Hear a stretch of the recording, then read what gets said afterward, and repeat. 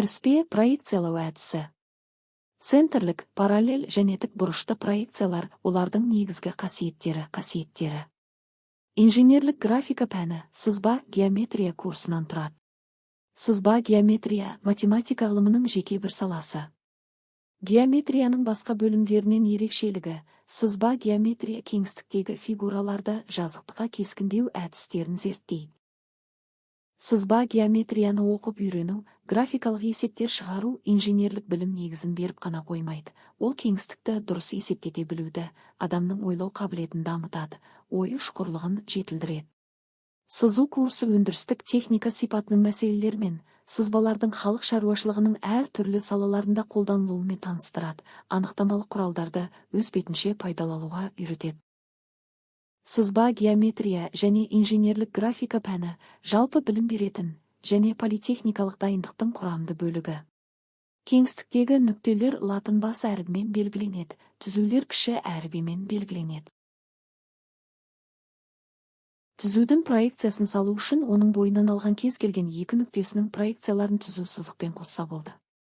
Проекциялау кезінде өзара меншіктілік сақталады, ал қайтымдылық орындалмайды. Бір проекциясы бойынша нүктенің кеңістіктегі орнын табуға болмайды. Егер проекциялау центрі екеу болса, нүктенің табылған екі проекциясы бойынша ғана кеңістіктегі орнын табуға болады. Параллель түзулер шексіз қашықтықта жатқан нүктеде қиылысады дедік. Олай болса, центрлік проекцияның центрі шексіз қашықтықта жатса, проекциялаушы сәулелер өзара параллель болып орналасады. Екі сурет. Центрлік проекциялаудың проекциялау центр шексіз қашықтықта жатқан нүкте болатын дербес түрін параллель проекциялау әдісі деп атайды. Нүктенің параллель проекциясын салу үшін проекциялау жазықтығын және проекциялау бағытын тағайындау қажет.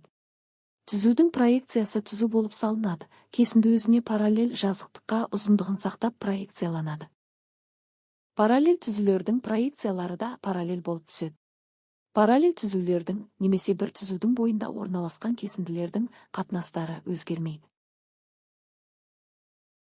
Осы вав бір үшбұрышта ав кесіндісінің өлшемінде анықтауға болады.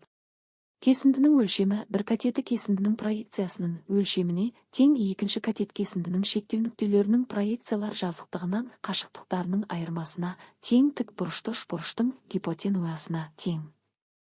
Бір қабырғасы проекциялар жазықтығына параллель әдіс тік бұрышты қарастырайық.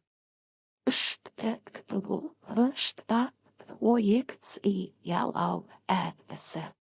Кесіндінің тік бұрышты проекциясы оның өзінен үлкен болуы мүмкін емес. Вав бір тік бұрышты үшбұрыш. Егер теу жазықтыққа перпендикуляр болса, онда ол түзу сол жазықтықта жатқан кез келген түзуге деперпендикуляр. Егер жазықтық бұрыштың бір қабырғасы проекциялар жазықтығына параллель болса, тік бұрыш өлшемін сақтап проекцияланады.